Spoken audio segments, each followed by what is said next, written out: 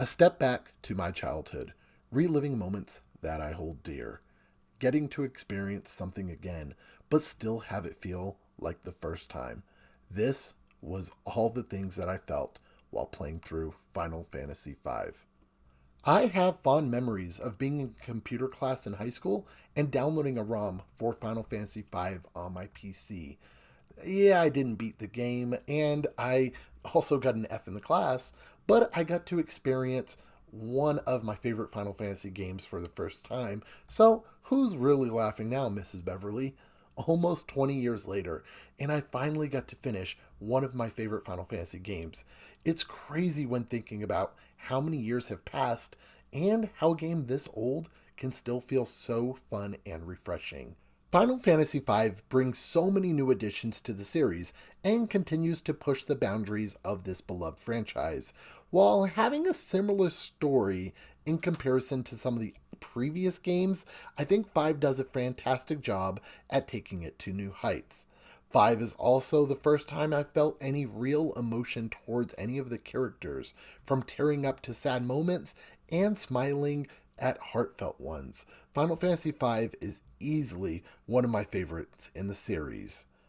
In Final Fantasy V, you play as Bartz when he stumbles upon a meteor, meeting Lena and Galuf. You learn of Lena's missing father and the trouble of the impending doom that is looming over the Wind Crystal.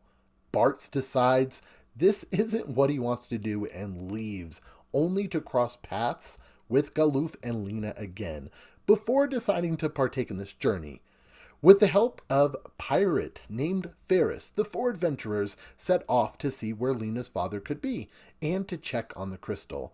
But when the crystal shatters, thus stopping the power of the wind, these four warriors, gaining the abilities of the crystals, find out that they are in for way more than they originally thought. Each crystal shard gives the warriors a new job class, ranging from a monk, a chemist, and a mime. Final Fantasy V's story pulls from a lot of the other games in the series, where the crystals are in danger, and the characters must protect them.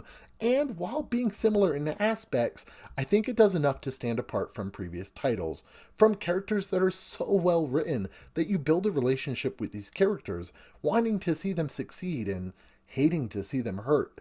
I don't feel like one character outshined another. And while Galuf was my favorite, I still feel like each one played an important role and contrasted with each other perfectly. I feel like 5 injected us with something new to the series, which was humor.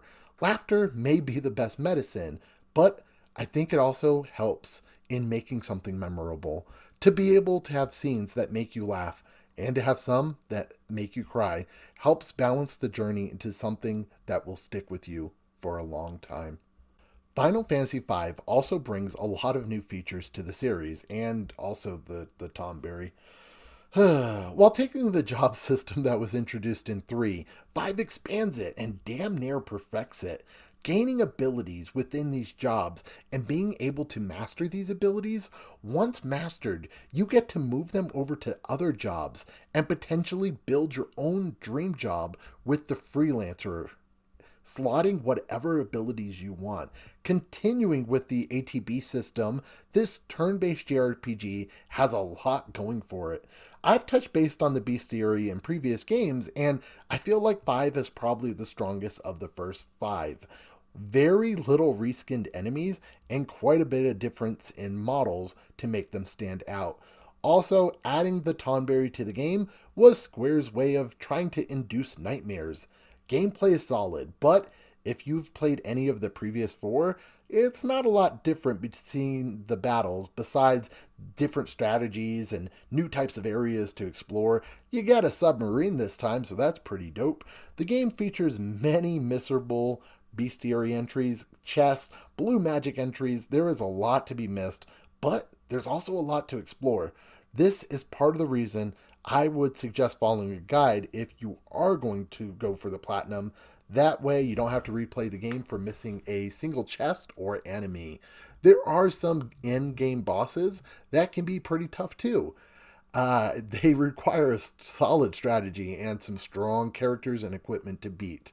Overall, I would give Final Fantasy V a 9.5 out of 10 and the Platinum difficulty a 2 out of 10 if you are following a guide. If you have any questions about Final Fantasy V, let me know in the comments down below. Don't forget to watch any of my other Final Fantasy reviews. I have 1 through 4, and I have 16. I think I have a few other ones in there. I don't know. I'm working on 6 right now, so expect that in the coming weeks. Hopefully, we'll see with all these games coming out. But thank you guys so much for watching. This has been Chris with Platinum Reviews. Don't forget to hit that like button and subscribe to the channel for more Platinum goodness. As always, keep getting those trophies, and I'll catch you on the next video.